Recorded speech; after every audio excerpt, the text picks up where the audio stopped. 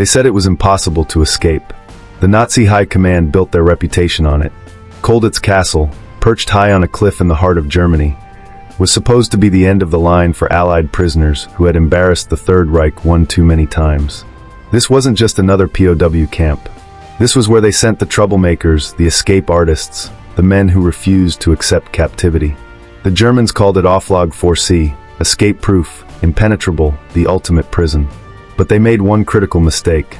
They gathered the most determined, resourceful, and brilliant escape artists from Britain, France, Poland, and beyond, and locked them all in the same castle. What happened next became the greatest cat and mouse game of World War II. Welcome to the story of Colditz Castle, where ingenuity triumphed over concrete and barbed wire, where Allied officers turned a medieval fortress into a workshop of freedom, and where the human spirit proved that no prison, no matter how formidable, could contain the will to be free. Over the next hour, we'll walk through the stone corridors of this legendary fortress, meet the extraordinary men who refused to surrender, and discover how they turned everything from bed slats to table legs into tools of liberation. This is a story of courage, creativity, and an unbreakable determination that still inspires us today. Let's begin our journey in the spring of 1940, as Nazi Germany's military machine rolled across Europe with terrifying efficiency. The Wehrmacht had conquered Poland, Denmark, Norway, and was now pushing through France and the Low Countries. Thousands of Allied soldiers found themselves behind barbed wire, prisoners of a regime that seemed unstoppable. Most POW camps across Germany held men who accepted their fate, who settled into the monotonous routine of captivity, who waited patiently for the war to end. But there were others, a special breed of prisoner who saw capture not as an ending, but as a new kind of battle. These men became thorns in the side of German camp commandants.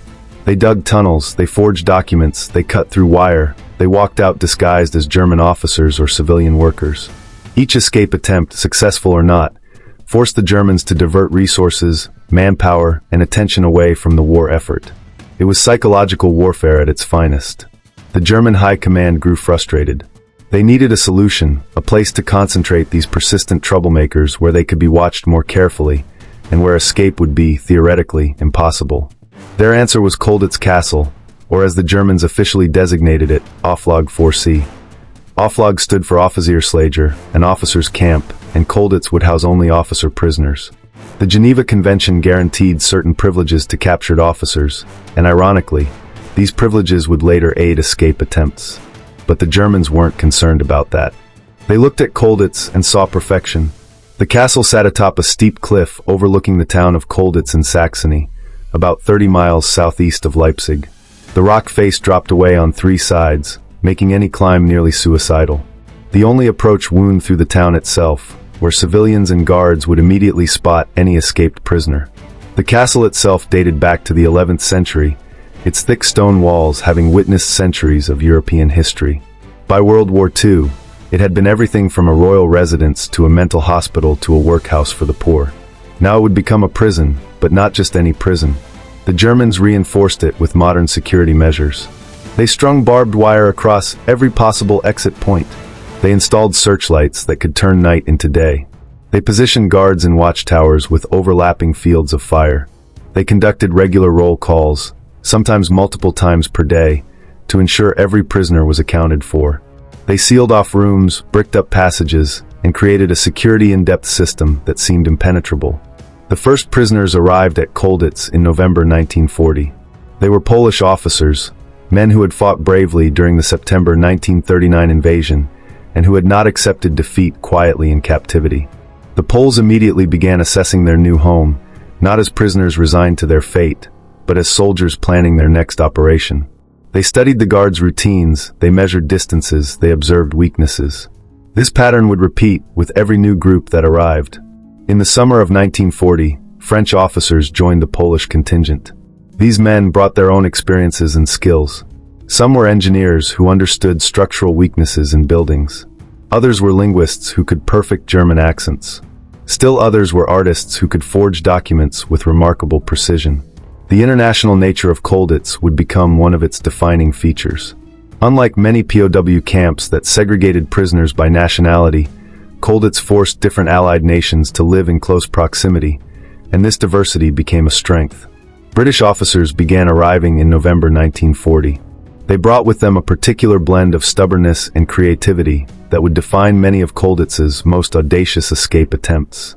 The British contingent included men from distinguished regiments, from the Guards to county regiments, from the Royal Artillery to the Royal Engineers. What they all shared was a record of escape attempts from other camps. Some had escaped and been recaptured multiple times. The Germans labeled them Deutsch-feindlich, persistently hostile to Germany, and considered them особенно dangerous to camp security.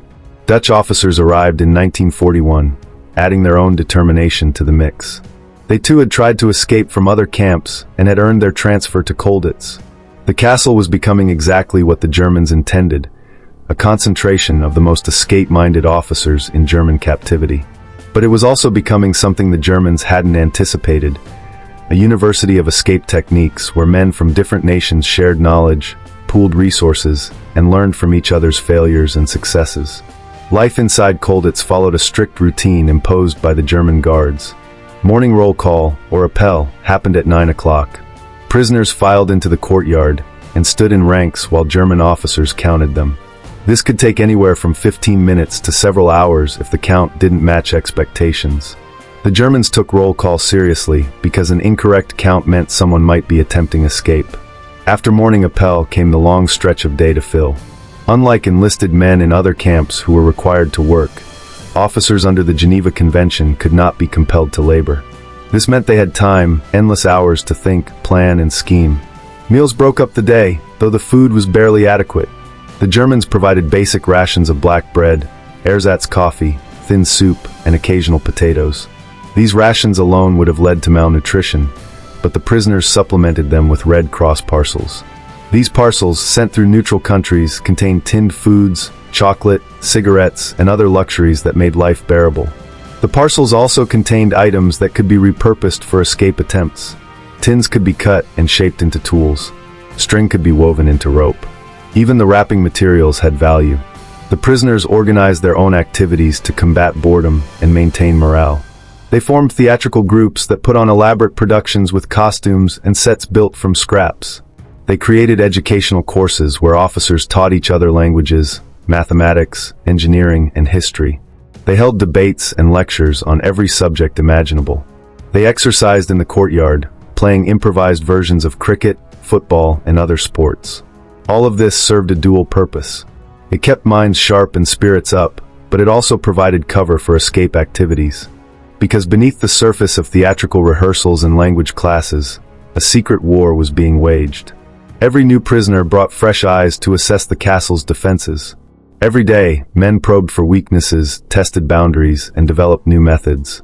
The Germans had guards, searchlights, and walls. The prisoners had time, intelligence, and motivation. It was an asymmetric contest, and the prisoners were determined to win. The escape culture at Colditz was remarkably organized. The British contingent, which eventually became the largest national group, established an escape committee chaired by a senior officer. Any escape plan had to be presented to this committee for approval.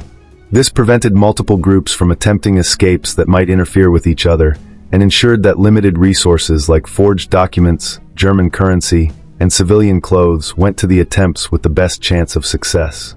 The committee also maintained security, ensuring that only those who needed to know about an attempt were informed. Other national groups had similar structures. The French had their own escape organization, as did the Poles and Dutch. Sometimes the groups cooperated, sharing intelligence and resources. Other times they competed, each nationality wanting to score the next successful home run, as the prisoners called an escape that resulted in reaching Allied or neutral territory. This competition was friendly but real, adding an extra layer of motivation. The escape methods employed at Colditz ranged from brilliantly simple to astonishingly complex. Let's explore some of the most notable attempts, starting with one of the earliest successes. In January 1941, a French officer named Alain Louret became the first man to successfully escape from Colditz and reach home. Louret was a mountain warfare specialist, and he applied those skills to the castle's greatest natural defense, the cliff face. Louret observed that while guards watched the main gates and patrolled the grounds, they paid less attention to areas they considered impassable. During exercise periods in the park, a partially wooded area below the castle, Louret studied the terrain. He noticed a section of wire that, if crossed, would put him near the edge of the cliff and out of direct observation. On a cold January day, he made his move. Using wire cutters smuggled into camp and concealed in his clothing, he snipped through the fence during a moment when guards were distracted. He then scrambled down a steep embankment, through undergrowth, and began descending the cliff. It was treacherous work. The rock was icy, handholds were scarce, and a fall meant death. But Luray had experience in the Alps, and he used techniques he'd learned there. He moved slowly, testing each hold, never looking down. It took him over an hour to reach the bottom, and by the time he did, his hands were bloody and his uniform torn. But he was outside the wire. He had become the first man to defeat Colditz. Luray then began the long journey across Germany toward France. He traveled by night, navigating by the stars, avoiding roads and towns. After weeks of careful movement, living on stolen vegetables and whatever he could scavenge, Luray crossed into Vichy France and eventually made his way to free French forces. His escape proved that Colditz was not escape-proof, and it inspired every prisoner who came after him. British Lieutenant Harry Neve became another Colditz legend with his successful escape in January 1942. Neve had already attempted to escape from Colditz once, hiding in the thin space between a false wall and the actual wall of a building during a shift in guard positions. That attempt failed when he was discovered during a search. But Neve was undeterred. He began working on a new plan with Dutch Lieutenant Ton Ludian. Their scheme was audacious: walk out through the front door disguised as German officers. The plan required meticulous preparation. First, they needed uniforms. British officers who were skilled tailors modified their own uniforms, adding the green collar tabs and insignia of German officers. They created caps from cardboard covered with cloth. The transformations were remarkable. When complete, the uniforms could pass inspection from a distance, which was all they needed. Second, they needed timing. They studied the guard changes, the patterns of German officers coming and going, the moments when security was slightly relaxed. On the night of January 5th, 1942, Neve and Ludian made their attempt. They entered a part of the castle where prisoners could access a room directly adjacent to where German guards gathered. In this room, they changed into their fake German uniforms over their regular clothes for warmth. At a predetermined moment, when they knew guards would be changing shifts and attention would be divided, they walked boldly out of the prisoners' quarters and into the German section of the castle. They encountered a German guard almost immediately. Neve's heart pounded, but he kept his face stern and authoritative. He nodded curtly at the guard, the way a German officer would acknowledge an enlisted man. The guard snapped to attention and saluted. Neve and Ludian returned the salute and kept walking. They descended staircases, passed through corridors, and approached the main gate. This was the most dangerous moment. The gate guards saw German officers enter and leave regularly, but they also knew most of them by sight. Neve and Ludian reached the gate and paused, making a show of checking their watch as if they were officers who had every right to be there. Then they walked forward confidently. The gate guard looked at them, seemed to hesitate for a fraction of a second, then opened the gate. They were through. They walked down the hill into Colditz town, still in their fake uniforms, expecting at any moment to hear shouts or gunfire behind them. Nothing came. Once clear of the immediate area, they found a dark spot and removed the German uniforms, revealing the civilian clothes they'd prepared underneath. Their journey across Germany was harrowing. They traveled on foot and by train, using forged documents that identified them as foreign workers. The forgeries were good enough to pass casual inspection, but wouldn't survive detailed scrutiny. After several close calls, they crossed into Switzerland in freedom. Neve's escape was the first successful British home run from Colditz, and it proved that imagination and courage could overcome seemingly impossible odds. After the war, Neve would go on to serve in British intelligence and later become a member of parliament, but he never forgot Colditz or the men he left behind. While Neve's disguise plan succeeded, many other attempts at Colditz failed, sometimes in spectacular fashion. But even the failures taught valuable lessons and kept German security forces constantly on edge. One ambitious scheme involved digging a tunnel from the clock tower. A group of prisoners accessed the tower during exercise periods and began excavating beneath its foundation. They worked for months, hauling away dirt in small quantities hidden in their pockets and trouser legs, which they'd release during walks around the courtyard. The tunnel progressed steadily, extending beneath the courtyard toward the outer wall. The men worked in shifts, one digging while others stood watch and maintained airflow using improvised bellows. It was brutal labor in cramped, dark conditions. But they persevered, driven by the hope of freedom. They were within meters of breakthrough when disaster struck. A subsidence in the courtyard created a small depression in the ground. A sharp-eyed German guard noticed it, and the investigation that followed discovered the tunnel. The Germans sealed it with concrete, and the prisoners who had worked for months saw their effort destroyed. Yet they immediately began planning the next attempt. That resilience defined Colditz. Failure was never final. It was simply information to be analyzed and incorporated into the next plan. The prisoners maintained detailed records of every attempt, successful or not, creating an institutional memory that each new arrival could learn from. This knowledge base grew more sophisticated over time, covering everything from the best methods for forging documents to the guard schedules on different shifts to the locations of weak points in the castle's structure. One of the most creative escape methods involved hiding in plain sight. Several prisoners attempted to conceal themselves during routine activities and remain hidden after roll call, giving them time to work on escape routes without immediate detection. A French officer named Pierre Maurice Lebrun executed one such plan with remarkable patience. He discovered that a section of the castle's attic was accessible, but rarely inspected. Over several weeks, he smuggled food and water into this hiding spot, along with tools and materials for making a hole through the roof. When everything was ready, Lebrun disappeared during the confusion of a fire drill. The Germans conducted searches but didn't find him. For several days, he remained in his attic hideout, barely moving, waiting for the search intensity to decrease. At night, he worked on creating an opening in the roof. The work was agonizingly slow to avoid making noise that might alert guards. Finally, after almost a week in hiding, he created a hole large enough to squeeze through. He emerged onto the roof at night, hoping to descend via a drainage pipe to the ground below. But the pipe was less secure than he'd hoped. Partway down, it pulled away from the wall and Lebrun fell, injuring himself. The noise alerted guards, and he was recaptured. Despite the failure, his attempt demonstrated the extraordinary lengths prisoners would go to, enduring days of isolation and discomfort for even a chance at freedom. Not all escape attempts relied on physical means. Some prisoners tried to exploit legal or administrative channels. They studied international law, looking for loopholes in the Geneva Convention or precedents that might allow repatriation. They faked illnesses, hoping to be transferred to medical facilities with weaker security. They attempted to bribe guards, though this rarely succeeded as most German personnel at Colditz were selected specifically for their reliability and commitment to duty. The psychological warfare between prisoners and guards added another dimension to camp life. The prisoners used theater and humor as weapons. Their theatrical productions often included satirical jabs at their captors, performed just subtly enough to avoid punishment, but clearly enough that everyone understood the message. They created elaborate pranks that frustrated the German security staff. For example, they sometimes conducted their own roll calls in the courtyard, mimicking the German officers' mannerisms and deliberately creating confusion about the count. The Germans responded with their own psychological tactics. They conducted surprise searches at all hours, tearing apart carefully arranged rooms and confiscating contraband. They imposed collective punishments when individual culprits couldn't be identified, hoping to turn prisoners against each other.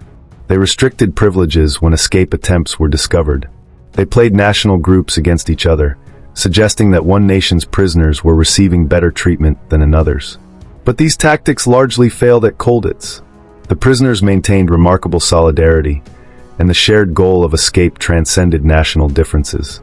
As the war progressed and more Allied officers cycled through Colditz, the castle's reputation grew.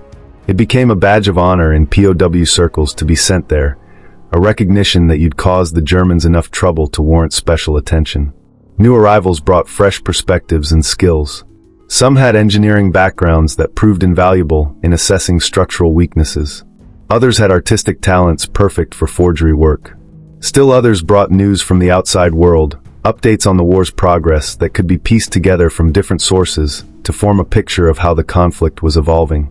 The forgery operation at Colditz deserves special attention because it was remarkably sophisticated. The prisoners needed multiple types of documents to support escape attempts. They needed identity papers that would allow them to move around Germany. They needed travel permits, work authorizations, and various stamps and seals that German bureaucracy required. Creating these forgeries required obtaining examples of genuine documents, which prisoners accomplished through various means including bribing guards or stealing from German offices during work details. Once they had examples, talented artists reproduced them.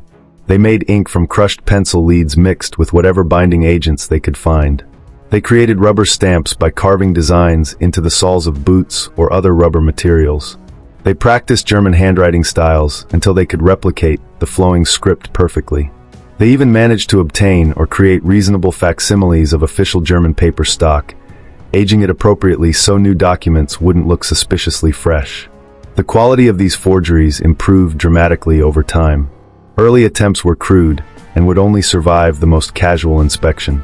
But by 1943 and 44, the forgery workshop at Colditz was producing documents good enough to fool trained German police and military personnel, at least briefly.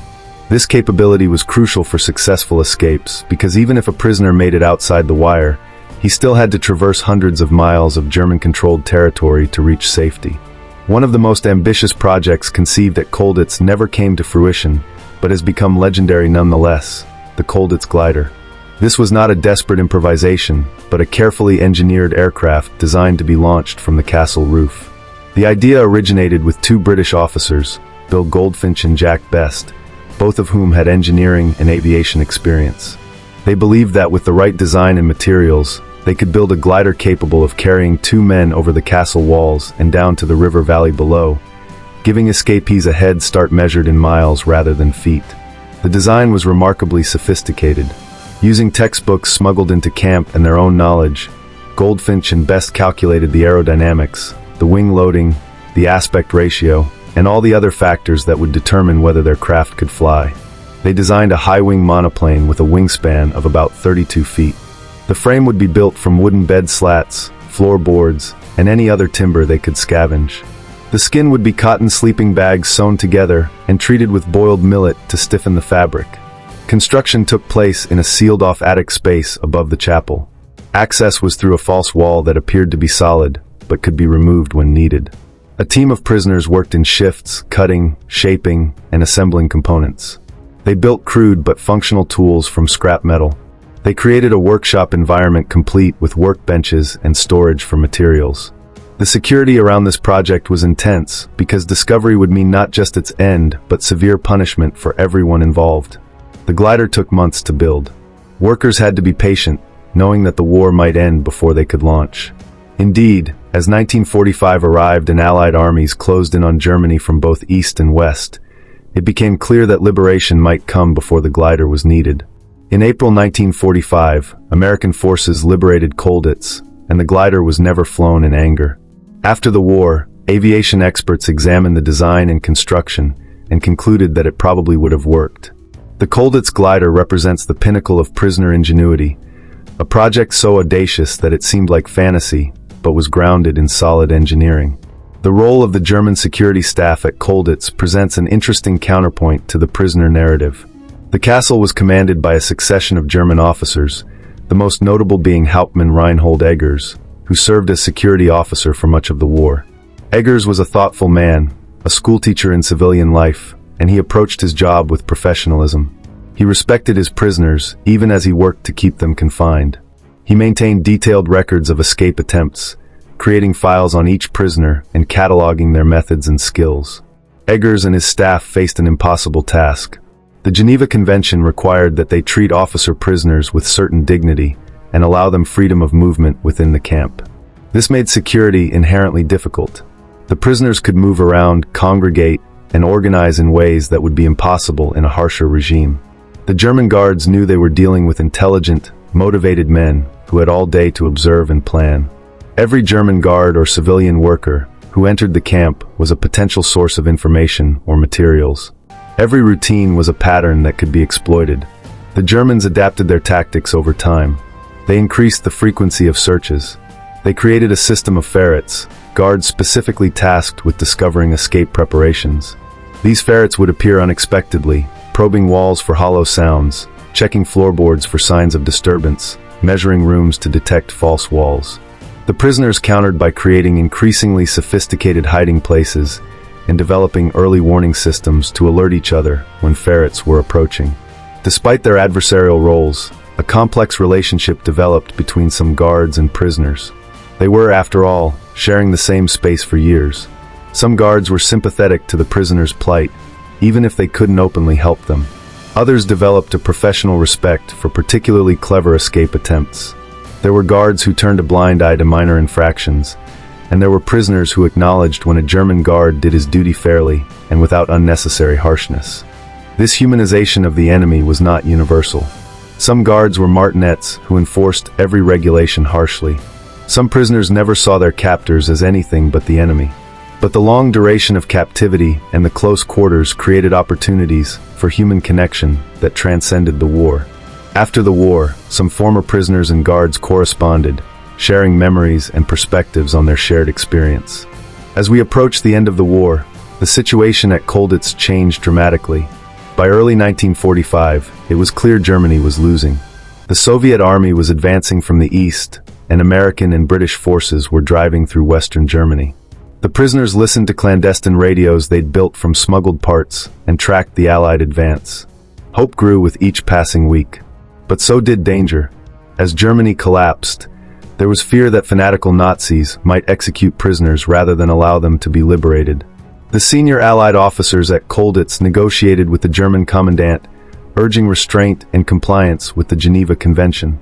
To his credit, the commandant refused orders to evacuate the prisoners westward, a death march that would have killed many. Instead, he kept them at Colditz and waited. In mid-April 1945, the sound of artillery could be heard in the distance. American forces were approaching. On April 14th, German guards began withdrawing from the castle. The next day, American troops arrived and liberated Colditz. The liberation was jubilant, but also bittersweet.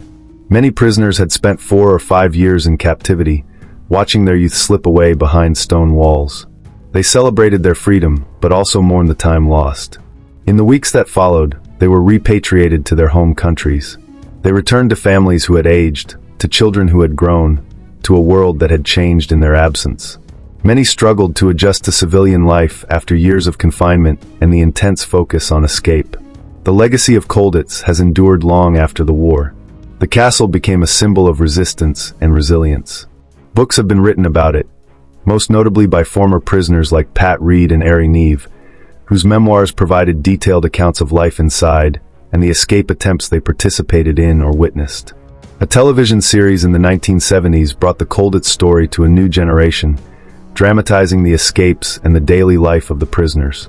What makes Colditz remarkable is not just the individual acts of bravery, though those were certainly extraordinary. It's the sustained, organized, collective effort to resist and escape. For 5 years, hundreds of men refused to accept their imprisonment as final. They used every skill they possessed, every scrap of material they could find, every moment of time they could spare, to work toward freedom. They failed far more often than they succeeded, but they never stopped trying. The story also raises profound questions about duty and resistance. These men were prisoners of war, and under the Geneva Convention, attempting escape was considered their duty as soldiers. But there was no punishment for not attempting escape. They could have sat out the war in relative safety and comfort compared to soldiers still fighting. Instead, they chose the harder path. They chose to maintain pressure on their captors, to tie down German resources, to refuse submission. This choice reflected a particular understanding of military honor and duty that deserves recognition. Colditz also demonstrates the power of international cooperation. Men from Britain, France, Poland, the Netherlands, and other nations lived together in that castle. They had different languages, different military traditions, different cultures. But they shared a common goal and found ways to work together. They learned from each other, supported each other, and celebrated each other's successes. In a war characterized by nationalist fervor and bitter divisions, Colditz was a place where Allied unity was not just a political slogan but a daily reality. The escapes from Colditz serve as case studies in creative problem-solving under extreme constraints. The prisoners had limited materials, constant surveillance, and the threat of severe punishment for failure. Yet they found ways to accomplish seemingly impossible tasks. They built complex machinery from scraps. They created sophisticated forgeries with primitive tools. They executed plans that required split-second timing and nerves of steel. Modern military organizations still study these escapes for lessons in improvisation, planning, and execution under pressure. From a historical perspective, Colditz also illuminates the broader POW experience during World War II. While Colditz was unique in its concentration of escape artists and its reputation, it was one of thousands of camps across Europe where millions of men spent years in captivity. The vast majority of POWs never attempted escape. They endured their imprisonment, maintained their dignity as best they could, and waited for the war to end. Their stories are equally important, though less dramatic than the Colditz escapes. The German administration of POW camps varied widely in quality and adherence to the Geneva Convention. Some camps were run relatively humanely, with commanders who followed the rules and treated prisoners fairly. Others were harsh, with guards who abused their power and commandants who ignored international law. Colditz fell somewhere in the middle. The prisoners faced genuine hardship and constant surveillance, but they were not subjected to the systematic brutality that characterized some other types of Nazi camps. It's also worth noting that the POW experience differed dramatically based on nationality and rank. Soviet prisoners received horrific treatment from German captors, with death rates that shocked even hardened observers. Jewish prisoners faced unique dangers and often ended up in concentration camps rather than regular POW facilities. Enlisted men had to work and received less generous rations than officers. Colditz's population of Western Allied officers represented a relatively privileged class within the POW system, a fact that doesn't diminish their courage, but does provide important context. As we reflect on the Colditz story more than 80 years after these events, what lessons can we draw for today? First, the importance of maintaining hope and purpose in difficult circumstances. The prisoners at Colditz could have succumbed to despair. Instead, they channeled their energy into constructive resistance. They set goals, worked toward them systematically, and supported each other through setbacks. This psychological resilience was as important as any physical resource. Second, the value of diverse skills and perspectives. Colditz worked as an escape factory because it brought together men with complementary abilities. The engineer who could calculate load-bearing capacities, the artist who could forge documents, the linguist who could perfect a German accent, the tailor who could modify uniforms, all were essential. No single individual could have accomplished what the collective achieved. Third, the power of meticulous planning and preparation. The successful escapes from Colditz were not lucky breaks. They were the result of careful observation, detailed planning, patient preparation, and precise execution. The prisoners who made it home did so because they thought through every step, anticipated problems, and created contingencies. Their discipline and thoroughness offer a model for approaching complex challenges. Fourth, the importance of organizational structure and discipline. The escape committees that governed attempts prevented chaos and ensured resources went to the best plans. The security protocols that limited knowledge of sensitive operations protected both the operations and the people involved. The chain of command that maintained order even in the absence of formal military structure kept the prisoner community functional. These organizational principles have applications far beyond prison camps. Finally, Colditz reminds us that human beings are capable of extraordinary things when properly motivated. These were ordinary men placed in extraordinary circumstances. They were not superhuman. They felt fear, doubt, and frustration. Some gave up. Some broke down. But enough of them found reserves of courage and creativity to achieve remarkable things. Their story suggests that potential for greatness exists in more people than we might assume, waiting for the right circumstances to call it forth. The physical castle of Colditz still stands today. It has been restored and serves as a museum and memorial to the men who were imprisoned there. Visitors can walk the same courtyards where prisoners once paced, can see the rooms where escapes were planned, can examine artifacts and displays that bring the story to life. The German town of Colditz has embraced this history, recognizing that the castle's wartime role, while painful, is also a story worth preserving and sharing. For the men who survived Colditz and returned home, the experience marked them for life. Some went on to distinguished careers in military service, politics, business, and the arts. Others struggled with what we would now recognize as post-traumatic stress, finding it difficult to transition from the intense focus and camaraderie of camp life to the mundane concerns of peacetime. Almost all maintained connections with fellow prisoners, gathering for reunions where they could share memories with the only people who truly understood what they had experienced. In their later years, As the generation that fought World War II began to pass, many Colditz veterans committed their stories to paper or to film, recognizing the importance of preserving these experiences for future generations. They spoke at schools, gave interviews, and worked with historians to ensure accuracy. They were remarkably modest about their achievements, often deflecting praise and insisting they were simply doing their duty. The story of Colditz has influenced popular culture in ways that extend beyond historical documentation. It has appeared in novels, films, and television programs. Board games and video games have been based on it. The image of the indomitable POW, using wit and courage to outmaneuver his captors, has become an archetype in adventure stories. While these fictional treatments sometimes sacrifice accuracy for drama, they have kept the Colditz story alive in public consciousness. As we conclude our journey through Colditz Castle, we return to where we began, with the question of why this story matters. In one sense, it's a very specific historical episode, relevant primarily to military historians and those interested in World War II. But in another sense, it's a universal story about the human condition. It's about people facing overwhelming obstacles and refusing to surrender. It's about finding meaning and purpose in the darkest circumstances. It's about the bonds formed under pressure and the strength that comes from collective effort. The men of Colditz were prisoners, but they were not victims. They retained agency even in captivity. They made choices about how to spend their time, how to treat each other, how to resist their confinement. These choices mattered. They shaped outcomes, influenced events, and affected lives. The successful escapes were important, but so were the failed attempts. So were the daily decisions to maintain discipline, to support a struggling comrade, to keep planning even after the 10th setback.